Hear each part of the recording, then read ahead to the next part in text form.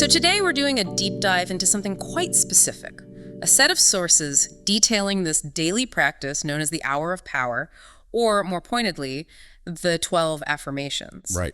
And, if you hear affirmation and you just picture like a cheesy poster, Yeah. well, we need to set that aside. Yeah, definitely. Because the sources present this as something much more engineered, a method for working directly on your psychological and, well, your emotional operating system.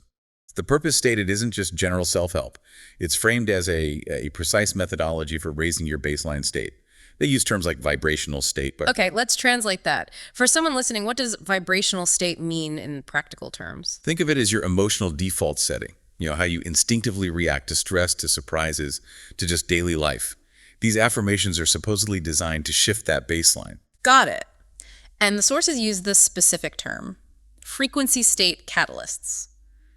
That sounds a bit like jargon. How can we unpack that for, immediate insight? Okay, so think of it less like trying to believe something intellectually and more like behavioral conditioning almost. You repeat the phrase. Until it sinks in. Exactly. Until your nervous system, your emotional memory, starts to align with the feeling or the state that the phrase implies. It's described as entrainment. You're training your system. Ah, okay. So it's not about mentally arguing yourself into belief. Not primarily, no. The idea is that over time, with consistent practice, your baseline shifts. You become more coherent with that state, and the affirmation stops being something you just say and starts becoming how you actually are, a living state. That paints a picture of deliberate emotional architecture, much more active than just positive thinking. Precisely. And ultimately, the whole aim of this integration, this practice, is to cultivate a really durable, innate sense of inner peace. So it becomes your baseline, not something you have to constantly struggle for. Yes, exactly. Your new default state. Okay, let's jump into the first four then. These seem really focused on the foundation self-acceptance, being present. Yeah, the initial work is always about anchoring yourself internally. So affirmation 1, I am who I am for a reason. What's the power behind stating that consistently? Well, it's meant to dissolve that inner critic, that constant feeling that you should be different, or that something about you or your situation is just fundamentally wrong, a mistake. Right. That feeling can be paralyzing. It really can. This affirms your unique expression, here for a purpose. Okay. Your basic mission, your job is just to be your unique self, as fully, as authentically as possible. And that links directly to how you act, your passions. Absolutely. That's why acting on your deepest, most genuine excitement, your passion, is so vital in this framework. That energy, that feeling, is the physical translation of your core frequency. It's your unique signal, your contribution. So trying to be like someone else is literally withholding your own needed frequency. You got it. It shifts the energy away from constantly trying to fix yourself so you can actually use the strengths you already have. But there's a nuance here, isn't there? The risk of complacency. Absolutely. The key distinction across the sources is separating acceptance from resignation or stasis. So acceptance is like the fertile ground. Exactly. That's a great way to put it. It's the necessary starting point for healthy growth, not the end point. It removes the self-blame that often hinders real change. Okay. Moving to number 2, which feels really central. No insistence, no resistance. I think this one's tough for a lot of people, myself included. We're so conditioned to set goals, insist on specific outcomes. It requires a deep level of trust. Insistence, that feeling that something must happen a certain way, by a certain time, the sources say that's actually a subtle form of resistance. Resistance to what? To the possibility that creation, or the universe, or whatever term you prefer, might have something even better planned for you.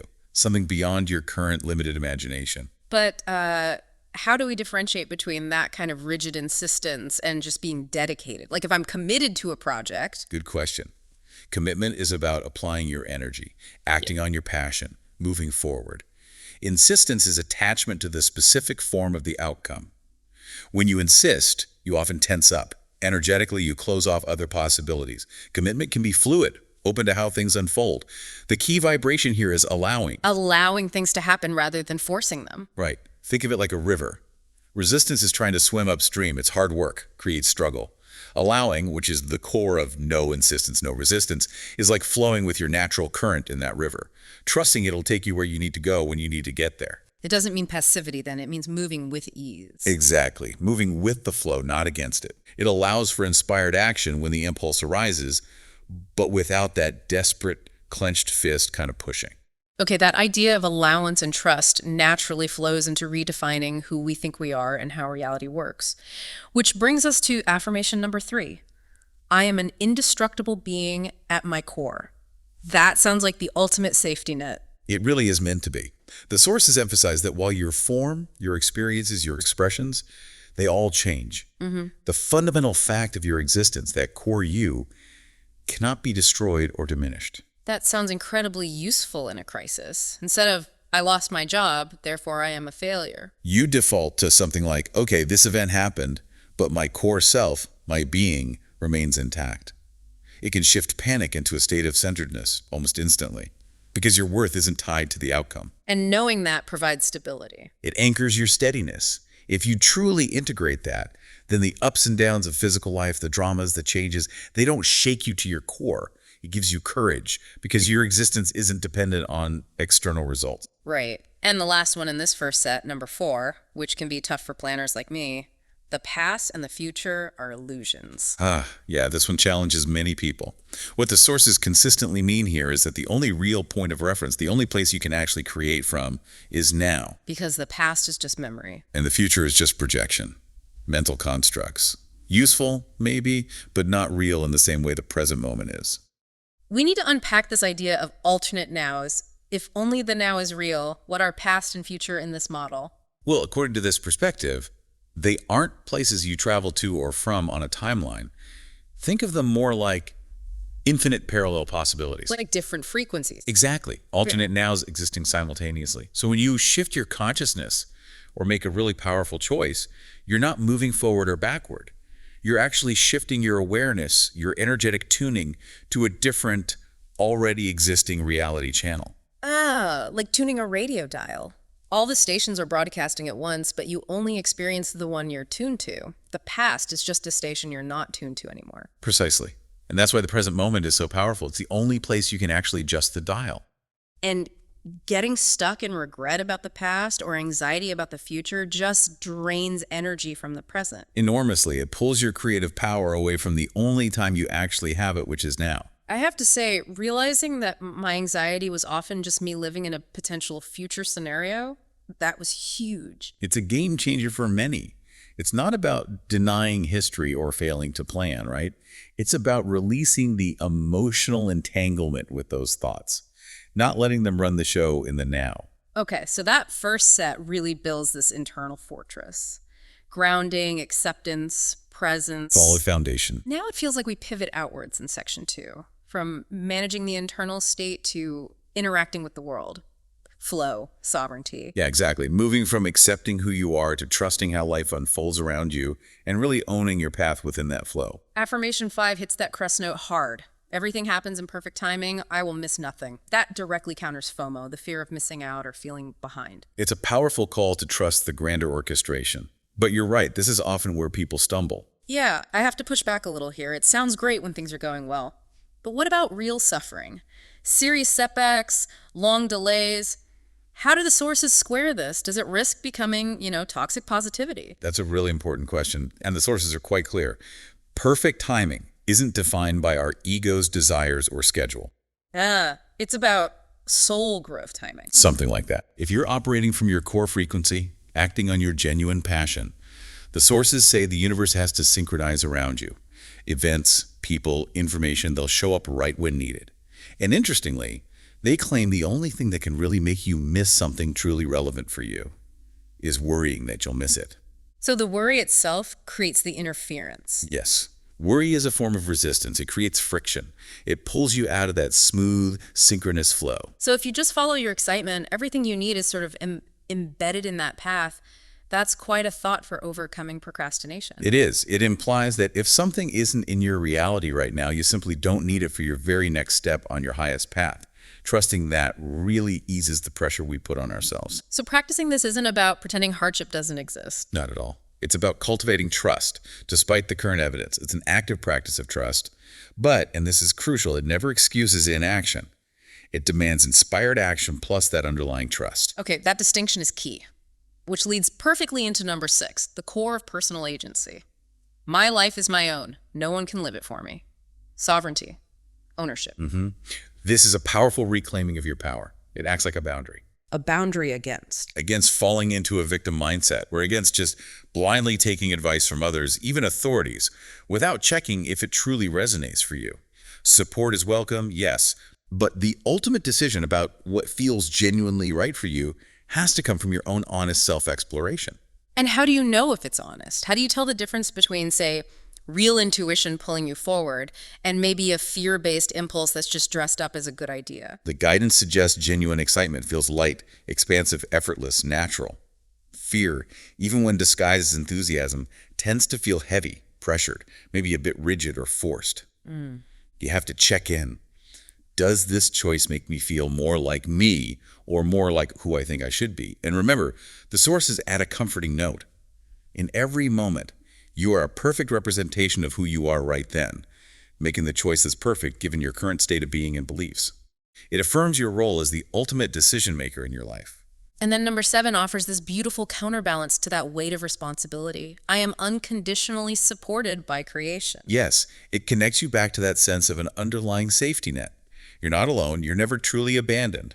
And unconditional is the key word. 0 conditions. The support, the love, it's not based on your performance, your beliefs, your successes or failures. It just is. This is where I imagine listeners might push back, though. When people face real tragedy, profound suffering, loss that seems meaningless, how do the sources square that pain with unconditional support? That's where the definition gets really deep, maybe even challenging. The sources offer what they consider the ultimate proof of this unconditional support. Okay. It's this.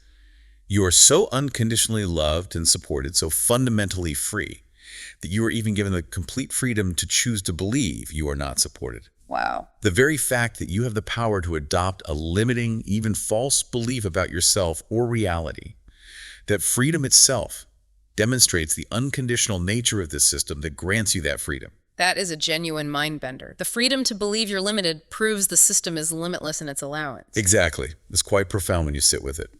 The real work here, according to the sources, is learning to hold the paradox. The paradox being? I am 100% responsible for my choices and my life, Affirmation 6, and I am fundamentally unconditionally supported by life itself, Affirmation 7. They coexist. And the practice is noticing the support. Especially when you're struggling. Looking for the hidden forms it takes, the unexpected help, the timely insight, the inner resilience you didn't know you had. And the final piece in this cluster connects us back to the source of that support, breaking down separation. I am an expression of nature. We often talk about going out into nature like it's separate from us. Right, like it's a place we visit.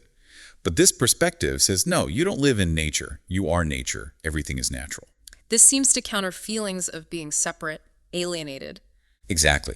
It links you directly to the intelligence of the cosmos, the living earth.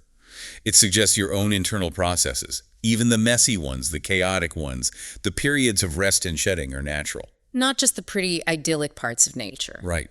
Nature includes storms and decay and wildness. Aligning with nature means aligning with all its cycles and laws, not just the convenient ones. Including things we might not normally label that way. Yes. Consciousness, intuition, synchronicity, even non-physical energies. It's all part of the natural order. Segregating ourselves mentally from these things prevents us from seeing the whole supportive system we're inherently part of. Okay, deep breath. We're moving into the final 4 now. These seem to focus on abundance, giving and receiving, and choice. Let's start with 9. I always have exactly what I need. This is a profound shift away from a lack mentality towards sufficiency. It really pushes you to discern what is a genuine need for my journey, my evolution, versus what is just a fleeting want or desire. The core meaning is, in any given moment, you are perfectly equipped with whatever you need, be it resources, insight, energy, connection, to take your next step in evolution or learning. If something you want isn't there right now, the affirmation implies you don't actually need it for this specific moment's task or growth. So you can stop frantically searching outside yourself for validation that you're ready. The fact that you're in the moment means you have what's needed for it. Yeah. Exactly. Which then necessitates circulation. Yeah. You can't just hoard energy or resources. You have to be part of the flow. And the affirmation states that the need is always met. In each moment, yes. What is required for your growth in that moment is present. even if it doesn't look like what your ego wanted. It's designed to build immediate gratitude and trust, and act as a quiet challenge to consumerism. Then number 10 brings in the other side of the coin, reciprocity. I give and receive joy, love, and compassion. The sources seem to stress that giving is essential for opening up to receive, right? Critically important. Yeah. Giving creates the vibrational space, the openness, to become fully aware of and receive what's actually always being offered to you. This highlights that you're a channel. Flow requires both giving and receiving. Like breathing in and breathing out. Perfect analogy. If you only receive and never give, the channel gets clogged. If you only give and never allow yourself to receive, you burn out, you deplete the source. This affirmation aligns you with the fundamental energetic currency of creation exchange. And asking fits in here too. Yes, but in a specific way. When you ask for more joy or love, according to this view, you're not begging an external force to deliver something new. You're asking to become more aware of the joy and love you already are, and that you're already being given. It's an internal tuning. An awareness shift, not a transaction. And all this giving, receiving, needing, it's happening within a larger pattern, affirmed by my life is a synchronous orchestration. This one's fascinating. It guides how you interpret those seemingly random events, coincidences, unexpected meetings. It affirms they're part of a larger, meaningful pattern. Synchronicity.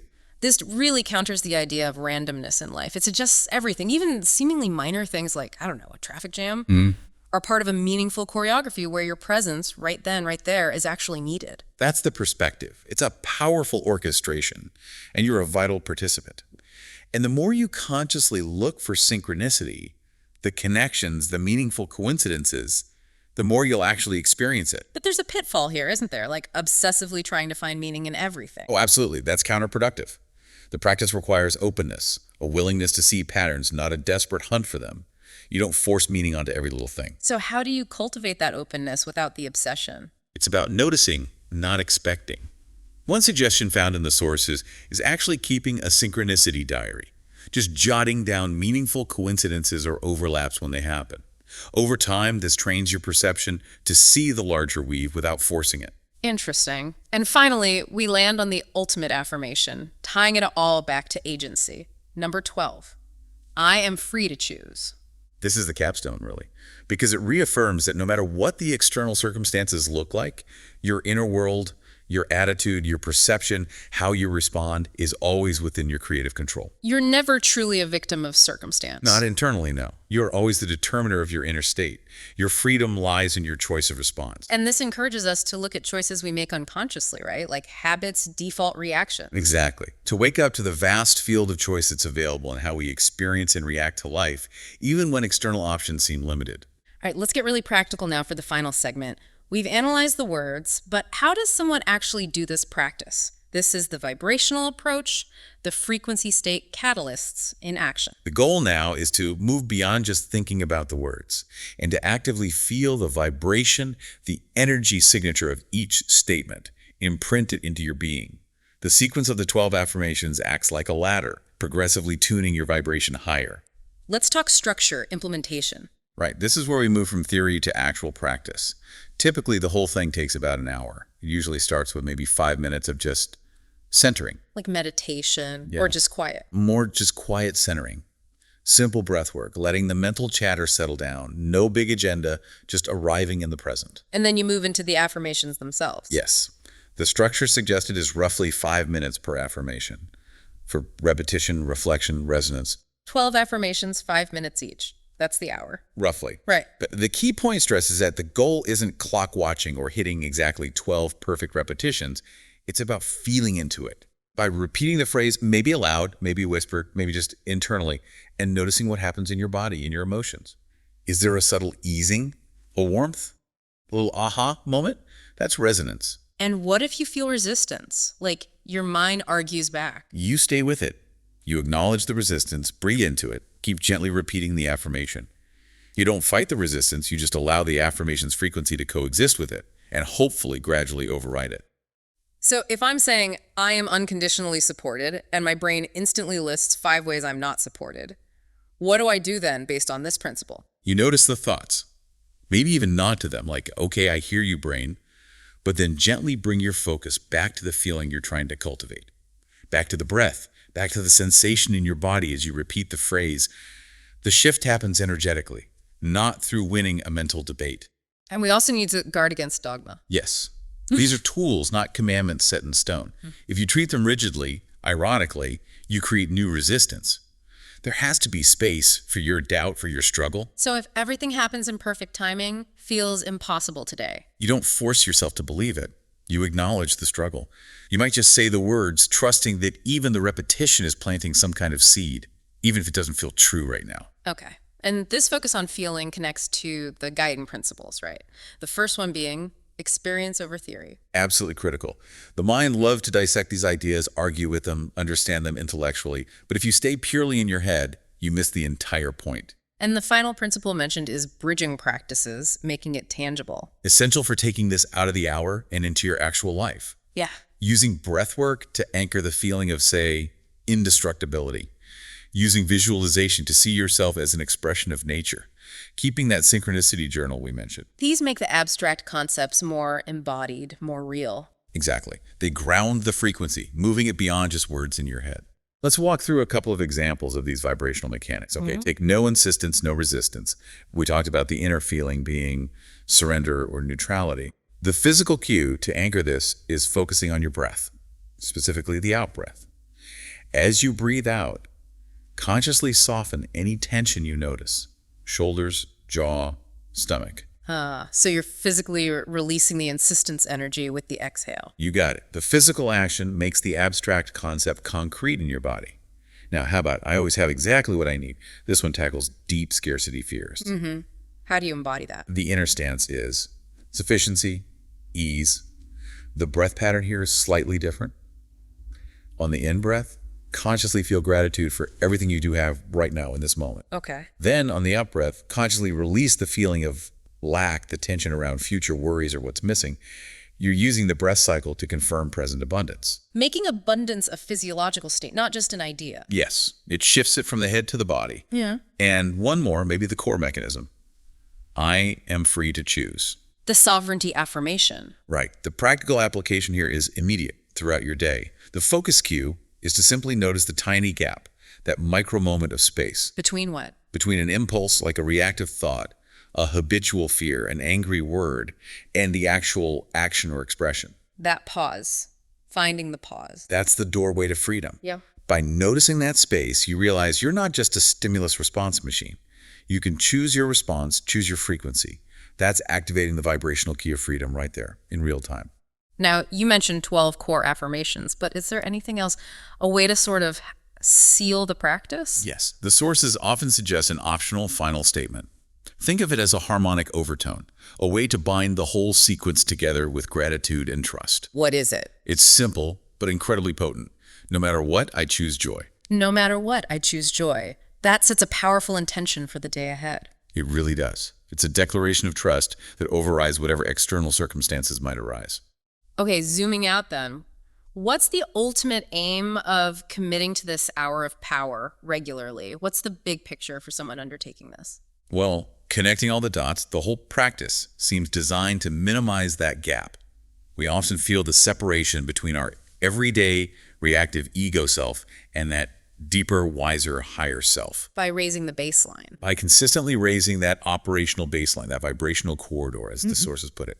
The idea is that when your baseline is higher, things like synchronicity, clarity, intuition, even joy, they just happen more naturally, more effortlessly. Because you're operating from a more coherent frequency yourself. Precisely. It's about shifting from reactive patterns to responsive, conscious creation. It sounds like creating a complete self-regulating circuit of alignment, like the ultimate maintenance protocol for your own inner sovereignty and connection. That's a great way to phrase it. And the sources even hint at something bigger. They mention a network effect of frequencies, meaning if each affirmation acts like a seed signature you plant in your own consciousness, the cumulative effect of many individuals doing this practice simultaneously is said to amplify collective coherence. It subtly ripples out. Creating a more coherent shared reality. That's the implication. Yeah. Which leaves us with a final thought, really, for you, the listener, as you consider this. If this practice is about both personal elevation and potentially contributing to collective coherence, and it demands self-ownership, trust, allowing, What would the world start to look like if a critical mass of people genuinely embodied these states, if that intention was amplified across the whole field? Yeah. Something definitely worth exploring as you contemplate your own potential hour of power.